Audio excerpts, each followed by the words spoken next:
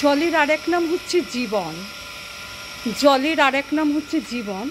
যখন জল শব্দটাকে আমরা ভুলতে বসি, বা জলের যে মর্ম, জলের যে ভ্যালুটা কত, সেটা যখন আমরা খুব একটা আমাদের কি বলবো, আমাদের মনের মধ্যে সেটা খুব একটা আসে না, তখনই ফিলিংস হয় যখন জলের ব্যাপারটা কমে যায়, জল শূন্য হয়ে যায়। জলের আর এক নাম হচ্ছে জীবন।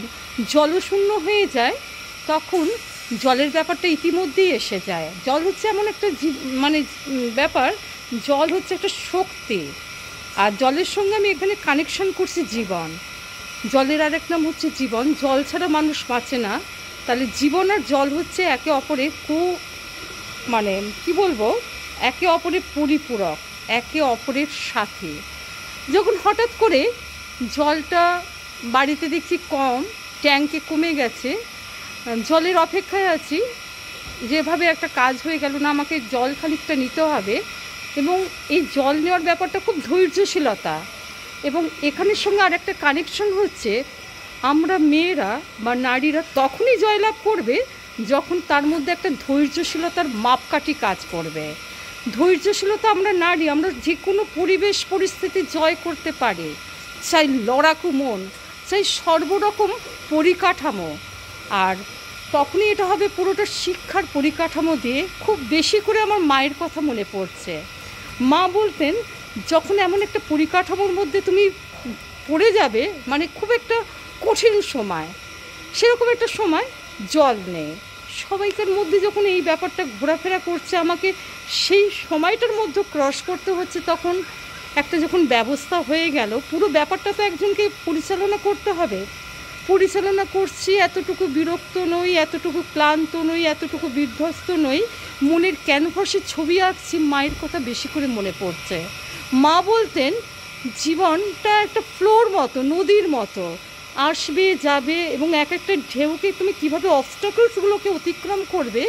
সময়টা যখন এগোচ্ছে, আমাদের পরিষেবার মধ্যে দুর্গাপুর পৌরসভার জল নিগমের যে ব্যবস্থাটা, ওয়াটার সাপ্লাইটার টাইমিংটা অনেকটাই কমিয়ে দিয়েছে। যাই হোক, একটা প্রবলেম তো এসেই যায়, জলটা কমে গেছে। জলটা যখন খুব বেশিভাবে ভাবতে বসছি, এবং যখন আমি একটু লেখালেখির সঙ্গে যুক্ত, জলের সঙ্গে জীবনকে কানেক্ট করছি, তার সঙ্গে কানেক্ট করছি একটা মেয়েরা হচ্ছে একটা শক্তি, নারী শক্তি। কিছুদিন আগে আমরা দুর্গাপুজো, লক্ষ্মী পুজো পার করেছি, এবার কালী পুজো আসছে। মা আমাকে শক্তি দাও, মা আমাকে শক্তি দাও। এই যে শক্তির পরিকাঠামো, এখন মাকে ভীষণভাবে মনে পড়ছে।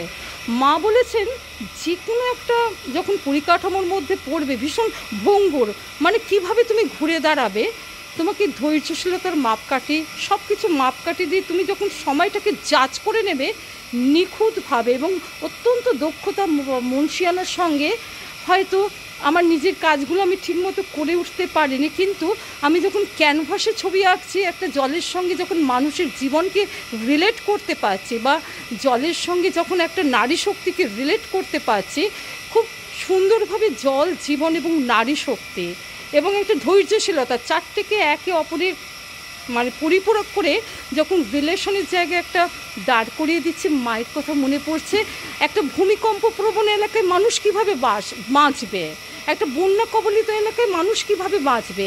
মনে হচ্ছে একটা ভূমিকম্প এলাকায় বা একটা বন্যা কবলিত এলাকায় পড়ে, বা সেই সময়টাকে আমি কীভাবে উতরাবো, জাস্ট এটা এক্সাম্পল স্বরূপ বলছি।